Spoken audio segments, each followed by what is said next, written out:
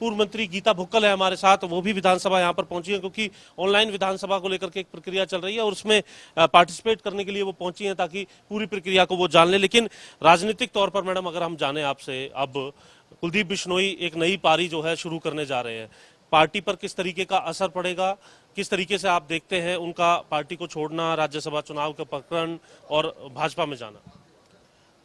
देखिए, कुलदीप बिश्नोई जी वरिष्ठ नेता तो ज़रूर हैं, लेकिन बहुत ज़्यादा महत्वाकांक्षी हैं।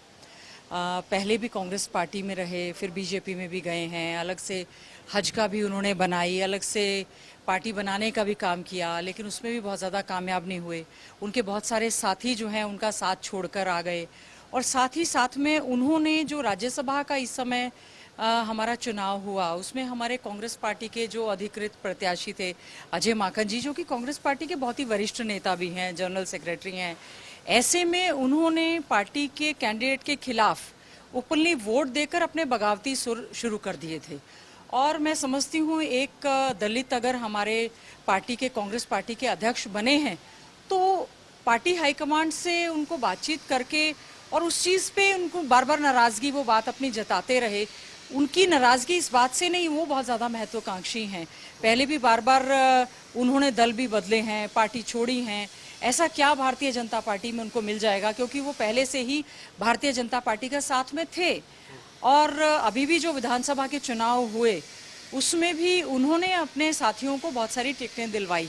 बड़ा टिकटें उनको 2019 के चुनाव में तो पार्टी के प्रदेश अध्यक्ष आदरणीय चौधरी भूपेंद्र सिंह हुड्डा जी बता सकते हैं। हमें ये मालूम है उन्होंने अपने बहुत सारे साथियों को टिकट दिलवाई, उनमें से स्वयं केवल मात्र अकेले वो विधायक बन पाए, और उस क्षेत्र में ज़्यादातर उनके जिनको उन्होंने टिकट दिलवाई वो बुरी तरह से हारे या उनकी जमानत जब्त हुई। अगर उनकी चयन सही होता, मैं समझती हूँ आज कांग्रेस पार्टी की सरकार हमारी 2019 में बनी होती। खुद की महत्वाकांक्षा तो है, लेकिन कितना वोट बैंक है, आप जनता के बीच में कितना जाते हैं, कितना काम करते हैं। बार बार पार्टी को गाली देना, लेकिन आप ये तो बताएं आपने कांग्रेस पार्टी को दिया क्या है। कांग्रेस पार्टी ने उनके पिताजी चौधरी भजनलाल जी, जो कि हमारे कांग्रेस पार्टी के अध्यक्ष भी थे, हमारे प्रदेश के आदरणीय वो मुख्यमंत्री रहे। मैं कुलदीप बिश्नोई जी को सुन रही थी, वो कह रहे थे कि मैंने अंतरात्मा की आवाज पर जो है अपना वोट दिया है। तो उनके पिताजी की अंतरात्मा, जो कि हमारे पार्टी के अध्यक्ष रहे, कांग्रेस पार्टी के मुख्यमंत्री रहे, स्वर्ग में बैठे, उनकी आत्मा कितनी दुखी हो रही होगी कि उनके बेटे ने अपने वोट का इस्तेमाल, कांग्रेस के वोट लेकर वो कांग्रेस के विधायक बने और राज्यसभा में कांग्रेस के पार्टी के खिलाफ उन्होंने वोट दिया। तो मैं समझती हूँ आत्मा तो उनकी भी दुख रही होगी। और आज जो इस तरह के वो फैसले बार बार बदल रहे हैं, उससे न केवल उनका राजनीतिक कैरियर भी अंधकारमय मुझे नजर आता है। ठीक है, वो यहाँ जा रहे हैं, मेरी शुभकामनाएं हैं, लेकिन कहीं स्थिर रहकर उनको स्वयं को और पार्टी को मजबूत करने का काम करना चाहिए था। जितनी महत्वाकांक्षा की आपने बात की, क्या उसमें कोई कॉम्प्रोमाइज वो करते थे, या फिर जो टॉप लेवल की जो कुर्सी थी उससे नीचे उनको कुछ नहीं चाहिए था? उन्होंने तो केवल कुर्सी के अलावा कुछ नजर नहीं आया, मुझे लगता है। देखो, हमारे भाई हैं, हम उनका आदर करते हैं, राजनीतिक तौर पर हमारे सरकार में मुख्यमंत्री और विपक्ष में अध्यक्ष से नीचे का पद, अध्यक्ष से नीचे नहीं बनेंगे, मुख्यमंत्री से नीचे नहीं रहेंगे, लीडर ऑफ अपोजिशन बनना चाह रहे हैं। आप उनसे पूछे कितने विधायक साथी हैं, या आज उनके साथ कितने विधायक हैं जो पार्टी छोड़ रहे हैं, या कितने मौजूद कार्यकर्ता हैं, कितने लोग हैं। तो मैं समझती हूँ महत्वाकांक्षा ने उनके राजनीतिक कैरियर पे एक प्रश्न चिन्ह लगा दिया है। स्टेट लीडरशिप से वो संपर्क रखते थे? रामविलास शर्मा जी का मुझे बयान याद है, फोन नहीं उठाते हैं, बात नहीं करते हैं।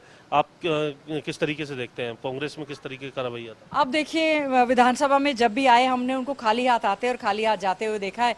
अब मैं इससे ज़्यादा तो क्या कहूँ, कोई भी व्यक्ति जाता है, पार्टी को नुकसान तो ज़रूर होता है, लेकिन विधानसभा में भी कोई बहुत ज़्यादा विधायक बनने के बाद उन्होंने बहुत ज़्यादा कोई अहम रोल नहीं। आज वो कांग्रेस पार्टी को छोड़ रहे हैं, हमें महसूस तो ज़रूर हो रहा है, लेकिन उन्होंने कांग्रेस पार्टी के साथ, मैं समझती हूँ ऐसे समय में आदमपुर के साथ न्याय किया है उन्होंने, ये फैसला? आदमपुर की जनता के साथ कतई न्याय नहीं किया है। आदमपुर की जनता ने उनको कांग्रेस पार्टी के हाथ के निशान पर वोट देकर वहां से विधायक बनाने का काम किया था। उन्होंने उसके वोट का अपनी महत्वाकांक्षाओं की वजह से अलग गलत इस्तेमाल किया। के तौर पर कितना एक्टिव रोल रहा? अब हालांकि आपके कांग्रेस के साथी थे, लेकिन कितनी ग्रांट, कितना डिमांड जो है सीएम के समक्ष विधानसभा में आप देखते हैं? एक बार अध्यक्ष महोदय की स्टेटमेंट हमने सुनी थी कि जितनी भी कमेटीज में उनको बनाया गया है वो उन कमेटीज में आ नहीं रहे हैं, तो उनको कमेटी से हटाया जा रहा है। और उसके बाद विधानसभा की हाजिरी रजिस्टर जो है वो यहीं लगी है, आपके सबके समक्ष है। आप अभी वो स्वयं आएंगे तो आप उनसे पूछें कि आदमपुर विधायक होने के नाते आपने विधानसभा में कितनी मांगों को उठाया, कितनी मांगे सरकार ने मानी। आज वो पार्टी से अलविदा कह रहे हैं।